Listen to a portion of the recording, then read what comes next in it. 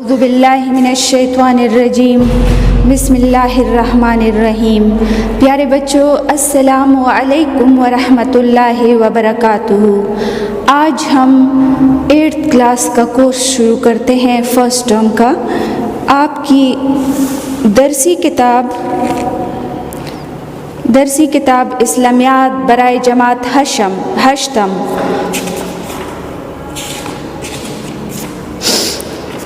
اس میں پہلا چیپٹر ہے، یہ قرآن کی صورتیں دی گئی ہے۔ اس میں 5 صورتیں ہیں چھوٹی چھوٹی۔ آپ نے اس کا ترجمہ کتاب سے یاد کرنا ہے، بامحاورہ ترجمہ، کیونکہ یہ عربی پیپر میں آئے گی اور پھر آپ نے اس کا ترجمہ لکھنا ہے۔ دوسرا چیپٹر ہمارے پاس ہے ایمانیات اور عبادات، عقیدہ آخرت اور تعمیر سیرت میں اس کا کردار۔ ایمانیات اور عبادات 2 الگ الگ ٹاپک ہے۔ ایمانیات انسان کے دل کے اندر جن چیزوں کا یقین ہوتا ہے اور جن چیزوں پر ایمان ہوتا ہے وہ ایمانیات میں آتا ہے۔ مثلاً ہر مسلمان کے دل میں یہ پکا یقین ہے کہ اللہ پاک کی ذات ہے اور اس پر ہم مضبوطی سے قائم ہے۔ اللہ تھا، ہے، رہے گا، اور اس بات پر ہمیں پکا یقین ہے۔ اس بات کو ہمارے دلوں سے کوئی بھی نہیں مٹا سکتا۔ اسے ایمان کہتے ہیں۔ اور جس طرح آپ صلی اللہ علیہ وآلہ وسلم اللہ تعالیٰ کے آخری پیغمبر ہے، آپ کے بعد کوئی نیا نبی نہیں آئے گا، اس پر ہمارا پکا ایمان ہے۔ قرآن اللہ کی سچی کتاب ہے۔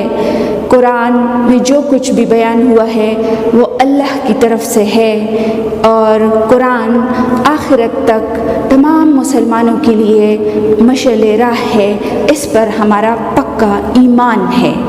یہ ایمانیات میں آتا ہے۔ عبادات ایک الگ ٹاپک ہے، جیسے عبادات میں نماز، روزہ، حج شامل ہے۔ یہ عبادات ہے۔ نماز، روزہ، حج یہ عبادات میں آتا ہے۔ زکوٰۃ بھی عبادت ہے، لیکن زکوٰۃ مالی عبادت ہے۔ اور اس کے علاوہ ہے عقیدہ آخرت اور تعمیر سیرت میں اس کا کردار۔ آخرت کے بارے میں ہمیں پکا عقیدہ ہے کہ یہ ایک دن مقرر ہے اور اس دن کا علم اللہ کے پاس ہے۔ یہ دن ضرور آئے گا۔ آخرت کے بارے میں یہ یقین رکھنا کہ مرنے کے بعد ہم نے دوبارہ زندہ ہونا ہے اور اللہ کے ہاں اپنے اعمال کے بارے میں جواب دہ ہوں گے۔ اچھے اعمال پر جزا اور برے اعمال پر سزا ہوگی۔ اس بات پر پکا یقین رکھنا، یہ عقیدہ اپنے دل میں راسخ کرنا۔ یہ زندگی عارضی زندگی ہے۔ ہم نے اس دنیا سے ایک دن چلے جانا ہے۔ یہ دنیا مٹ جائے گی، ختم ہو جائے گی، کیونکہ فانی ہے۔ اس بات کا یقین رکھنا۔ پھر ہمارے پاس پہلا سوال ہے، عقیدہ سے کیا مراد ہے؟ عقیدہ کا مطلب ہے گرہ لگانا، باندھنا، راسخ کرنا، مضبوطی سے اس پر قائم ہونا۔ یہ عقیدہ کے معنی ہے، مضبوطی سے اس پر قائم ہونا۔ جیسے ہمارا عقیدہ ہے کہ آخرت کا دن ایک دن ضرور آئے گا، تو پھر اس عقیدے سے ہمیں کوئی بھی نہیں ہٹا سکتا۔ عقیدہ سے مراد وہ پختہ نظریہ اور یقین ہے جو کسی شخص کے دل اور دماغ میں اس طرح مضبوطی کے ساتھ قائم رہے کہ یہ عارضی زندگی ایک دن ختم ہو جائے گی۔ اس زندگی کے خاتمے کے بعد ایک دوسری زندگی آئے گی جس کا آغاز ہر انسان کے موت سے ہو جاتا ہے۔ وہی ابدی زندگی ہوگی جس میں ہم ہمیشہ کے لیے رہیں گے۔ تو یہ ہمارا پہلا سوال تھا۔ دوسرا سوال ہے، 2 دفعہ مرنے اور 2 دفعہ جینے کا تذکرہ قرآن کی کس سورت میں ہوا ہے؟ دو دفعہ مرنے اور 2 دفعہ جینے کا تذکرہ سورہ بقرہ آیت نمبر 28 میں ہوا ہے۔ اللہ تعالیٰ فرماتا ہے کیسے تم انکار کرتے ہو، حالانکہ تم پہلے مردہ تھے، پھر تم کو اس نے زندہ کیا، انسان بنا کر پیدا کیا، پھر تم کو مار دے گا، پھر تم کو زندہ کرے گا، پھر اسی کی طرف لوٹائے جاؤ گے۔ ہاں بچوں، میں آپ لوگوں سے یہ بات کرنا چاہتی تھی کہ یہ مختصر سوالات ہے اور یہ تفصیلی سوالات ہے۔ Short question long answer, long question, short question long question. تو پھر آپ نے کیا کرنا ہے کہ جتنی بات مانگی گئی ہے اتنا ہی لکھنا ہے۔ جیسے میں نے آپ لوگوں کو یہ بتایا کہ 2 دفعہ مرنے اور 2 دفعہ جینے کا تذکرہ سورہ بقرہ آیت نمبر 28 میں کیا گیا ہے، اور اس کا ترجمہ ہے کہ کیسے تم انکار کرتے ہو، حالانکہ تم پہلے مردہ تھے، پھر تم کو اس نے زندہ کیا، انسان بنا کر پیدا کیا، پھر تم کو مار دے گا، پھر تم کو زندہ کرے گا، پھر اسی کی طرف لوٹائے جاؤ گے۔ تو اتنا ہی لکھنا ہے۔ پھر ہمارے پاس اگلا سوال ہے طاقتور اور نافرمان لوگوں کا انجام کیا سکھاتا ہے ہمیں؟ زمین میں بسنے والے طاقتور اور نافرمان لوگوں کا انجام ہمیں کیا سکھاتا ہے؟ زمین میں بسنے والے طاقتور اور نافرمان لوگوں کا انجام ہمیں یہ سکھاتا ہے کہ اس دنیا میں ہر عروج کا زوال ہوتا ہے۔ اس دنیا کی دولت اور طاقت ہر شے فانی ہے۔ ہمیں کبھی بھی دولت اور طاقت کے نشے میں اللہ تعالیٰ کی نافرمانی نہیں کرنی چاہیے۔ ہم سے پہلے قوموں پر اللہ تعالیٰ کے مختلف عذاب آئے، کیونکہ وہ حد درجے کے نافرمان بن گئے تھے اور ہمارے لیے عبرت کا نمونہ بنا دیا گیا ان کو۔ قوم عاد، قوم سمود، موسیٰ علیہ السلام کی قوم پر اللہ تعالیٰ کی نافرمانی کی وجہ سے بہت زیادہ عذاب آئے اور بربادی کا شکار ہوئے۔ حضرت موسیٰ علیہ السلام کے قوم میں فرعون کی بات میں کروں گی۔ سب سے پہلے فرعون نے جب حضرت موسیٰ علیہ السلام کی بات نہ مانی تو اللہ تعالیٰ نے ان کو عذاب سے دوچار کیا، یعنی سمندر میں غرق کر دیا۔ پھر حضرت موسیٰ علیہ السلام کی قوم نافرمانی کرتی تھی تو ان پر 12 قسم کے عذاب آئے تھے۔ اسی طرح عاد اور سمود کو اللہ تعالیٰ نے مٹھا دیا۔ اور پھر حضرت نوح علیہ السلام کی قوم کی عذاب کی بات میں کروں گی کہ حضرت نوح علیہ السلام کی قوم نافرمان ہو گئی تھی تو اللہ تعالیٰ نے بہت بڑی کشتی بنانے کا حکم دیا کہ اس میں ہر جوڑے کو سوار کرو، باقی نافرمان لوگوں کو چھوڑ دو۔ تو اللہ تعالیٰ نے ان کو بھی سیلاب میں غرق کر دیا۔ تو اس طرح جو دنیا میں نافرمان اور خود کو مضبوط سمجھنے والے لوگ ہوتے ہیں، خود کو کہتے ہیں کہ ہم طاقتور ہیں، کوئی چیز ہم کو مار نہیں سکتی، کوئی چیز ہم کو کچھ کہہ نہیں سکتی، تو اللہ تعالیٰ تو سب سے بڑا ہے۔ اللہ ان کو عذاب سے دوچار کرتا ہے جو اللہ کے نافرمانی کرتے ہیں۔ ہمارے پاس اگلا سوال ہے یوم جزا سے مراد کون سا دن ہے؟ یوم کا مطلب ہے دن اور جزا کا مطلب ہے بدلہ۔ یوم کا مطلب ہے دن، جزا بدلہ۔ اس سے مراد یہ ہے کہ اللہ تعالیٰ قیامت کے دن تمام انسانوں کے اعمال کا حساب کتاب کرے گا۔ یاد رہے کہ اس دن سب کچھ وزن پر ہوگا، بس جس کے برے اعمال کا پلڑا بھاری ہوگا وہ دوزخ میں جائے گا اور ہمیشہ ہمیشہ کے لیے دوزخ کی آگ کا ایندھن ہوگا، اور جس کے نیک اعمال کا پلڑا بھاری ہوگا اللہ تعالیٰ اس کے بدلے میں ان کو جنت سے نوازے گا جس میں وہ ہمیشہ ہمیشہ کے لیے رہیں گے، جہاں انہیں ہر طرح سے سکون ملے گا اور وہ خوشیوں کی ایسی زندگی گزارے گا جس کا کبھی خاتمہ نہیں ہوگا۔ یوم وہ دن جو کبھی بھی ختم نہیں ہوگا، ابدی دن، یوم جزا والا دن، یعنی جس کے اچھے اعمال ہوں گے اس کو جنت میں بھیج دیا جائے گا اور جس کے برے اعمال ہوں گے اس کو دوزخ میں بھیج دیا جائے گا، اور وہ اس میں ہمیشہ ہمیشہ کے لیے رہیں گے۔ اللہ تعالیٰ نے اس دن کو قرآن میں یوں بیان کیا ہے کہ جو نافرمان منافق اور کافر لوگ ہیں ان کے لیے وہ جگہ بہت بری جگہ ہے، اور جو مومن ہے جو اللہ اور رسول کی اطاعت کرتے ہیں وہ دن ان کے لیے بہت اچھا دن ہے، اور وہ جنت میں ہوں گے اور ان کے لیے پھل ہوں گے اور نہریں ہوں گی، دودھ کی نہریں، شہد کی نہریں وغیرہ وغیرہ۔ اور اس طرح اللہ تعالیٰ نے اس دن کو بیان کیا ہے، قرآن میں جگہ جگہ پر یوم جزا و سزا بیان ہوا ہے۔ اگلا سوال ہے ہمارے پاس، سور پونکنے سے کیا مراد ہے؟ سب سے پہلے میں حضرت اسرافیل علیہ السلام کی بات سے پہلے آپ کو بتا دوں کہ اللہ تعالیٰ کے 4 مقرب فرشتے ہیں اور ان کے ذمہ بڑے بڑے کام ہیں۔ جیسے حضرت جبرائیل علیہ السلام پیغمبروں پر وحی لاتے تھے، حضرت اسرائیل علیہ السلام مخلوقات کی روح قبض کرتے ہیں، میکائیل علیہ السلام ہواؤں، آندھی اور طوفان پر مامور ہے، حضرت اسرافیل علیہ السلام قیامت کے دن سور پھونکیں گے۔ ہمارے پاس سوال ہے کہ سور پھونکنے سے کیا مراد ہے؟ حضرت اسرافیل علیہ السلام 4 مقرب فرشتوں میں سے ایک فرشتہ ہے جس کے ذمہ یہ کام ہے کہ وہ قیامت کے دن سور پھونکنے کا سور پھونکے گا۔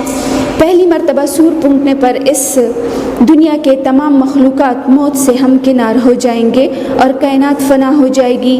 دوبارہ سور پھونکنے پر تمام مخلوقات کو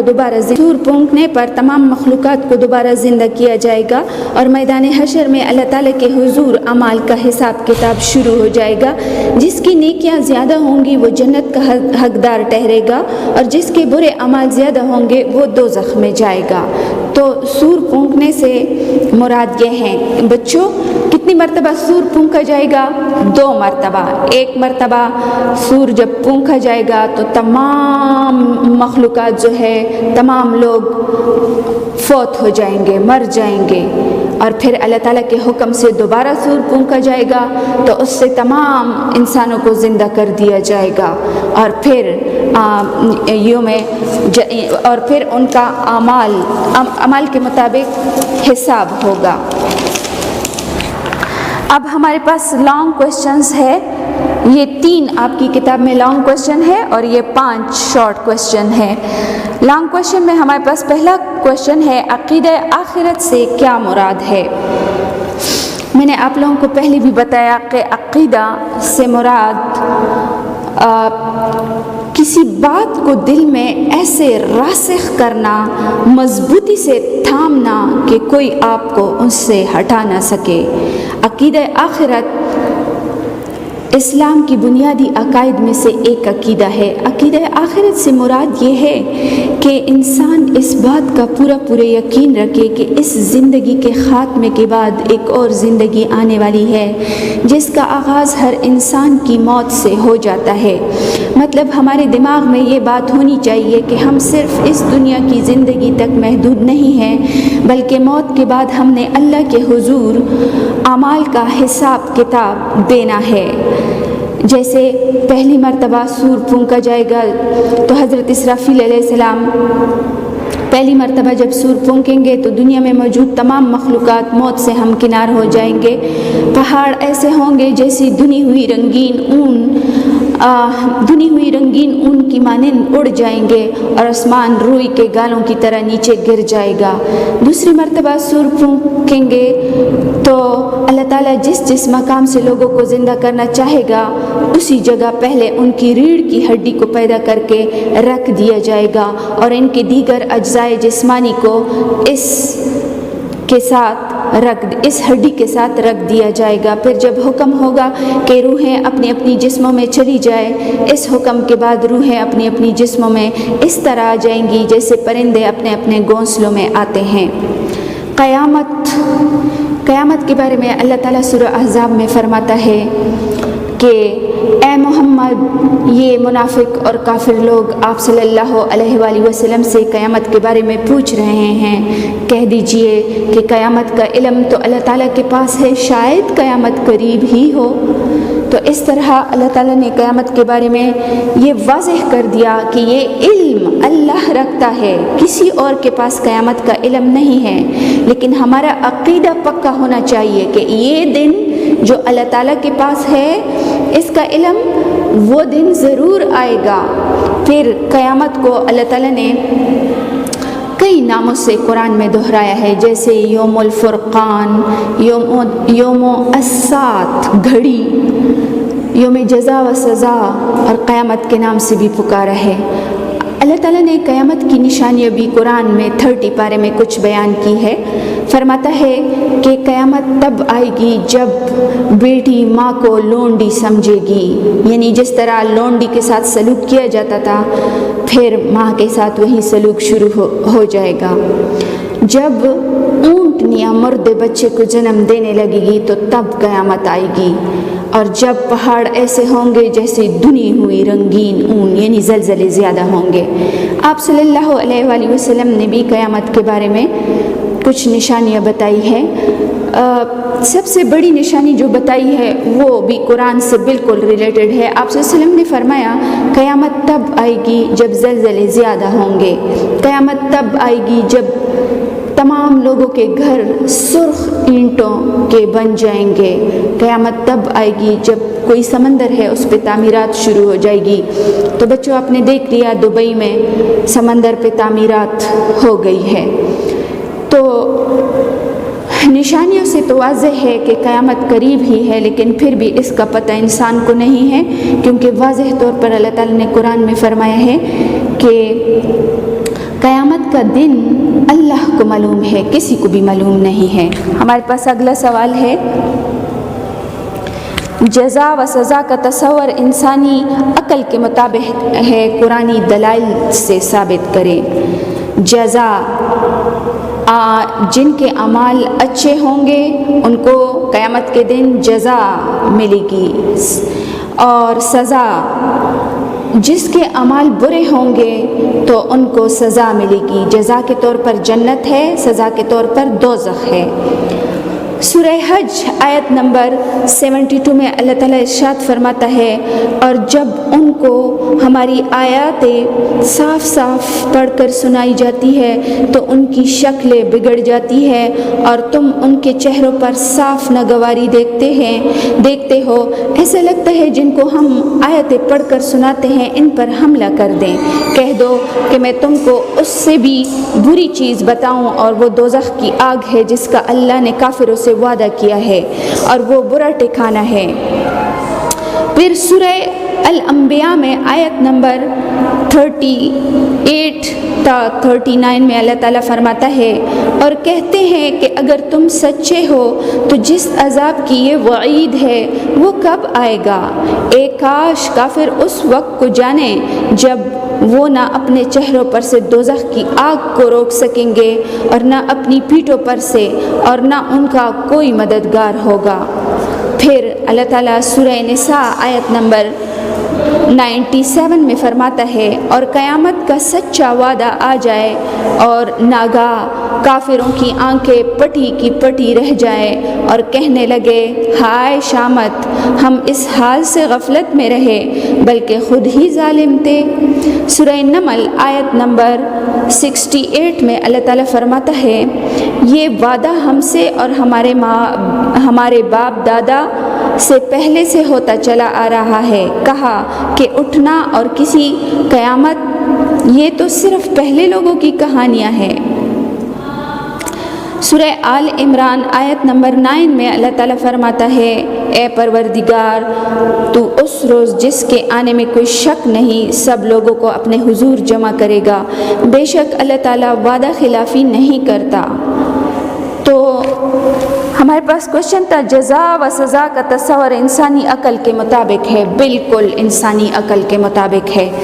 دیکھیں بچے، میں آپ لوگوں کو اس دنیا کے باتوں سے سمجھاتی ہوں، جیسے مثالوں سے سمجھاتی ہوں، جیسے جزا و سزا۔ کوئی بچہ گھر میں برا کام کرتا ہے ماں باپ تھوڑی سی سزا ضرور دیتے ہیں. جو بچے اچھا کام کرتے ہیں، گھر میں کسی چیزوں کو نہیں توڑتے، تو پھر ان کے ماں باپ ان کو شاباش دیتے ہیں. اسی طرح اللہ تعالیٰ نے ہمیں پیدا کیا ہے یہ دنیا، اس دنیا کے لیے، اور اللہ تعالیٰ نے قرآن میں واضح طور پر فرمایا ہے کہ انسان کو عقل و شعور دیا ہے، پھر ان کے لیے ایک کتاب قرآن نازل کی ہے، پھر قرآن میں سارے احکامات ہم نے بیان فرمائے ہیں، کھول کھول کر بیان فرمائے ہیں. پھر اس کتاب میں ہم نے یہ بھی بیان فرمایا ہے کہ اگر اچھے اعمال کرو گے تو جزا ہے، اگر برے اعمال کرو گے تو سزا ہے. تو انسان اپنے عقل سے کام لے، اللہ کو ایک مانے، پیغمبر حضرت محمد کو اللہ کا آخری اور سچا پیغمبر مانے، اور قرآن پر پکا یقین رکھے، 5 وقت کی نماز پڑھیں، جھوٹ نہ بولے، غیبت نہ کریں، تو پھر رشوت اور سفارش وغیرہ چھوڑ دیں. تو یہ تمام ایسی باتیں ہیں جس پر جزا ہے. اگر اس کے برعکس کرو گے تو سزا ہے. یہ تو بالکل انسانی عقل کے مطابق ہے. ہمارے پاس آخری سوال ہے تعمیر سیرت میں آخرت کے انسانی تعمیر سیرت میں سوال ہے ہمارے پاس کہ تعمیر سیرت میں عقیدہ آخرت کے انسانی زندگی پر کیا اثرات مرتب ہوتے ہیں. جواب ہے عقیدہ کا معنی پہلے بھی میں نے آپ لوگوں کو بتایا ہے. عقیدہ کا مطلب کہ کیا ہے، ٹھیک ہے؟ گرہ لگانا، مضبوطی سے اس کو تھامے رکھنا، دل میں راسخ کرنا کہ کوئی آپ کو اس سے چھڑا نہ سکے.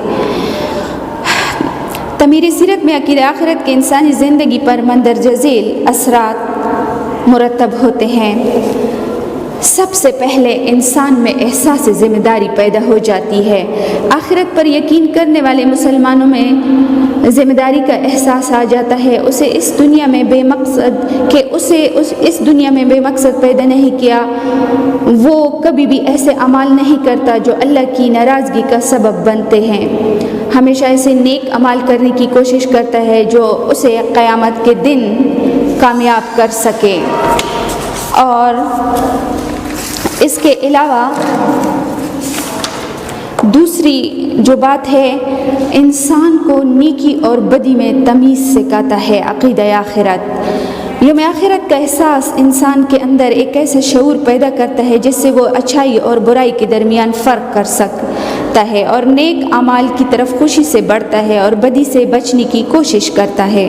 اس دنیا میں موجود رکاوٹیں اور ناکامیاں اسے مایوس نہیں کرتی، بلکہ اسے یوم آخرت کی امید نیکی کی طرف گامزن کرتی ہے. تیسری جو بات ہے وہ ہے عبادت میں ذوق و شوق. جو انسان عقیدہ آخرت پر یقین رکھتا ہے وہ عبادت بھی بڑے ذوق و شوق سے کرتا ہے.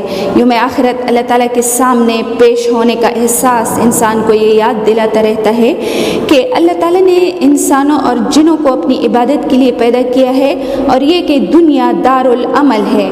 چنانچہ وہ لگن اور محبت سے اللہ تعالیٰ کی عبادت کرنے کا حق ادا کرنے کی سعی کرتا ہے، یعنی کوشش کرتا ہے، اور اسے احساس رہتا ہے کہ اس کی زندگی کا کوئی عمل بھی اس عبادت سے باہر نہ ہو.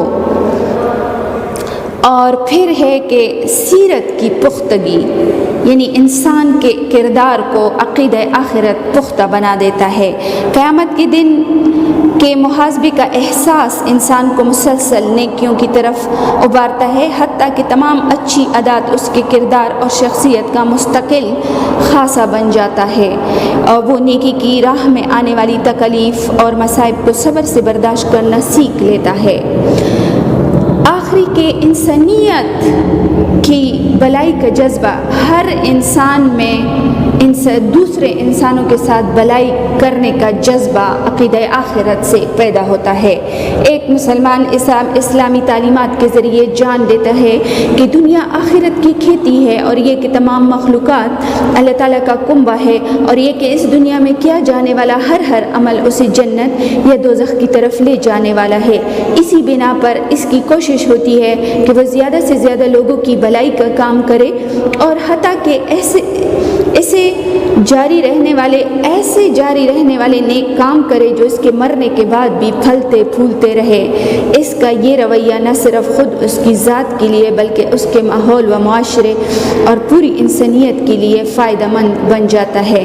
جیسے حیثیت والے لوگ ہیں، ان کو چاہیے کہ مدرسے قائم کرے، قرآن کی تجوید کی، قرآن کے حفظ کے مدرسے قائم کریں تاکہ وہاں پہ لوگ قرآن کو حفظ کر سکے، قرآن کے تعلیم حاصل کر سکے، قرآن کے احکامات کو جان سکے، ایسے مدرسے قائم کریں۔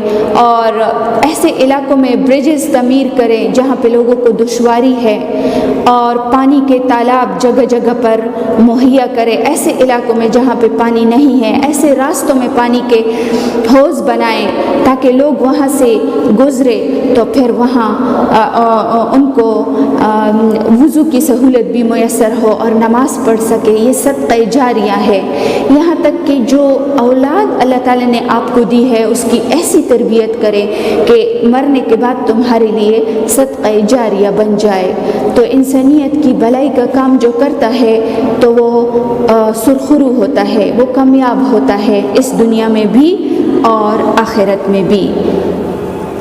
اب بچوں ہم اس کے بعد ایکسرسائز کی طرف بڑھتے ہیں۔ بورڈ پہ میں ایکسرسائز کر کے آپ لوگوں کو دیتی ہوں کہ کس طرح MCQs کرنے ہوتے ہیں، کس طرح کالم میں لانے ہوتے ہیں، اور اس کے علاوہ خالی جگہ پر بھی بتاتی ہوں۔ پیارے بچوں، اب ہم آپ کے درسی کتاب ایکسرسائز کی طرف بڑھتے ہیں۔ آج میں آپ لوگوں کو MCQs سکھاؤں گی کہ کس طرح آپ نے گول دائرے کو فل کرنا ہے۔ ہمارے پاس پہلا ہے آخرت کی زندگی ڈیش ہے، عارضی، ازلی، ابدی۔ تو اس کے ساتھ جو گول دائرہ دیا ہوا ہے آپ نے اس کو فل کرنا ہے، لیکن دائرے کے باہر آپ سے انک باہر نہ جائے۔ جیسے میں کرتی ہوں اسی طرح آپ لوگ سیکھیں اور اپنی اپنی کتابوں میں اس کو فل کریں۔ جیسے اس کا صحیح جواب ہے کہ آخرت کی زندگی ابدی زندگی ہے، تو اس کو اس طریقے سے فل کرنا ہے تاکہ انک آپ کے دائرے سے باہر نہ جائے۔ اس طرح یہ جو ابھی میں ایکسرسائز کر رہی ہوں یہ آپ کے پیپر کا پہلا حصہ ہے، پیپر اے۔ اس میں آپ کو یہ تمام چیزیں کرنے کو ملیں گی جو آج میں بورڈ پہ آپ لوگوں کو سکھا رہی ہوں۔ یہ دیکھیں میں نے ایسے فل کیا ہے، باقی جو ہے اس کو چھوڑ دیا ہے کیونکہ وہ ٹھیک نہیں ہے، اور ٹھیک جواب ہے ابدی۔ آخرت کی زندگی ابدی زندگی ہے، ہمیشہ رہنے والی زندگی۔ قیامت کے دن سور پونکھا جائے گا 1 مرتبہ، 2 مرتبہ، 4 مرتبہ، تو اس میں صحیح جواب ہے 2 مرتبہ۔ تو اس کو اس طرح فل کرتے ہیں، آپ بھی اس کو اسی طرح فل کیجئے اور گھر میں پریکٹس کیجئے تاکہ انک جو ہے وہ دائرے سے باہر نہ نکلے۔ اگر دائرے سے انک باہر نکلے گا یا آپ نے 2 آپشن کو فل کیا ہو یا کوئی کراس لگایا ہو تو وہ آپ کا غلط قرار دیا جائے گا۔ تیسرا ہے انسان کی پیدائش کا مقصد ڈیش کرنا ہے، غور و فکر، جستجو، عبادت کرنا ہے۔ اس کو بھی فل کرتے ہیں۔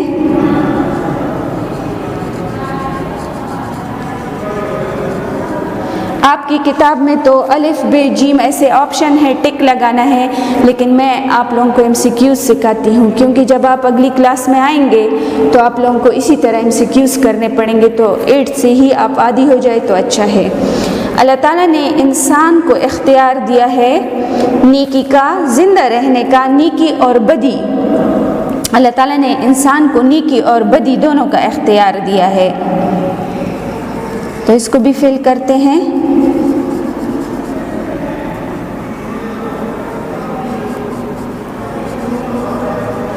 اس طریقے سے آپ نے دیکھ لیا۔ آخری والا فل کرتے ہیں۔ دنیا میں موجود رکاوٹیں آخرت پر یقین رکھنے والے کو نیک اعمال سے ڈیش کرتی ہے، پر امید کرتی ہے، نزدیک کرتی ہے یا دور کرتی ہے؟ نزدیک کرتی ہے۔ اس کا صحیح آپشن ہے نزدیک کرتی ہے۔ پیارے بچوں، اس کو آپ نے نیٹ کاپی پر کرنا ہے تاکہ آپ کا پریکٹس ہو جائے، ٹھیک ہے؟ جب پریکٹس ہو جائے گا تو تب آپ اچھے طریقے سے کر سکیں گے۔ اب اگلے سوال کی طرف بڑھتے ہیں۔ اسی کتاب پیج نمبر 10 سوال نمبر 4، کالم ملائیے اور جملے درست کیجیے۔ اس کا طریقہ یہ ہے کہ آپ تمام جملے پڑھیے، پھر اس کے بعد یہ جملے بھی پڑھیے، پھر آپ کو اندازہ ہو جائے گا کہ کس جملے کے ساتھ کون سا جملہ ملانا ہے۔ جیسے کیا یہ زمین میں چلے پھرے نہیں کہ دیکھتے کہ ان سے پہلوں کا کیا انجام ہوا، تو یہ بھی نمبر 1 اور یہ بھی نمبر 1، اس طریقے سے بھی کر سکتے ہیں اور ملا بھی سکتے ہیں، کیونکہ ہمارے پاس سوال ہے کالم ملائیے، تو ہم اس کو اس طرح ملا بھی سکتے ہیں، اس طرح کیا یہ زمین میں چلے پھرے نہیں کہ دیکھتے کہ ان سے پہلوں کا انجام کیسا ہوا۔ پھر ہے ہمارے پاس پہلی دفعہ سور پھونکے جانے پر تمام مخلوقات زندہ کی جائیں گی، یا تمام مخلوقات موت سے ہمکنار ہو جائیں گی۔ تو آپ کو پتہ ہونا چاہیے کہ پہلی دفعہ سور پھونکنے پر تمام مخلوقات کو موت دی جائے گی، تو اس کے ساتھ ملانا ہے۔ دوسری دفعہ سور پھونکے جانے پر تمام مخلوقات کو زندہ کیا جائے گا۔ جزا و سزا کا فیصلہ کیا ہے؟ جزا و سزا کا فیصلہ کون سے کے ساتھ ملانا ہے آپ نے؟ عالم غیب اور مطلق العنان ہستی کرے گی، اللہ تعالیٰ کی طرف اشارہ ہے، تو اس کو اس کے ساتھ ملانا ہے۔ انسانوں کے تمام اعمال کا آخر میں کیا کیا جائے گا؟ اس جملوں کو پڑھو، یہ ہے نمبر 5، مواخذہ ہونا ضروری ہے۔ انسانوں کے تمام اعمال کا آخرت میں مواخذہ ہونا ضروری ہے، اس کے ساتھ ملائیے۔ عقیدہ آخرت مسلمانوں کو ذمہ دار بناتا ہے، اس کو اس کے ساتھ ملائیے۔ اس طرح پہلے وہ نمبرز نوٹ کر لیجئے اور پھر اس کے ساتھ نمبرز بھی لگا سکتے ہیں، وہ بھی ٹھیک طریقہ ہے، اور اس طرح آپ اس کو ملا بھی سکتے ہیں۔ یہ اپنی نیٹ کاپیوں پر پریکٹس کیجئے تو آپ کے لیے آسانی ہوگی پیپر کے دوران۔ چلو اب دوسرا میں لکھ لینا شمع۔ ہاں پیارے بچوں، درسی کتاب میں ہمارے پاس سوال نمبر 5 ہے، درست الفاظ سے خالی جگہ پر کیجئے۔ اس کا بھی آپ نے نیٹ کاپی پر پریکٹس کرنا ہے تو پھر جو ہے آپ کے لیے بہت اچھا ہوگا۔ عقیدہ سے مراد پختہ نظریہ اور یقین ہے۔ عقیدہ سے مراد پختہ نظریہ اور یقین ہے۔ انسان کی تخلیق ڈیش نہیں ہے، بیکار اور بے مقصد نہیں ہے۔ پھر ہے احساس ذمہ داری پیدا کرنے میں عقیدہ ڈیش اہم کردار ادا کرتا ہے۔ عقیدہ آخرت، وقوع قیامت کے ڈیش پھونکا جائے گا کہ دن، وقوع قیامت کے دن سور پھونکا جائے گا۔ قیامت کے وقت، ادھر وقت ہے، وقوع قیامت کے وقت سور پھونکا جائے گا۔ ایمان اور اعمال صالحہ کی کثرت والا انسان ڈیش میں جائے گا، کس میں جائے گا؟ جنت میں جائے گا۔ پیارے بچوں، اس طرح میں نے آپ کے سامنے اس کو حل کر دیا ہے۔ آپ اپنی کتاب سے یا اس ویڈیو سے اپنی نیٹ کاپی پر لکھیے اور پھر جو ہے اس کو خود یاد کر کے فل کیجئے. ٹھیک ہے، تو یہ آپ کے لیے بہت اچھا ہوگا. میں امید کرتی ہوں کہ اس لیسن سے آپ لوگوں نے فائدہ حاصل کیا ہوگا، اور جس طریقے سے میں نے آپ لوگوں کو MCQs بتائے کہ گول دائرے کو کس طرح فل کرنا ہے وہ بھی سیکھ لیا ہوگا، اور پھر کالم میں لائیے وہ بھی سیکھ لیا ہوگا. اور اب یہ خالی جگہ پر، تو خالی جگہ پر MCQs اور کالم میں لائیے. یہ تینوں کویشچن آپ کے پیپر A میں انکلوڈ ہوں گے انشاءاللہ.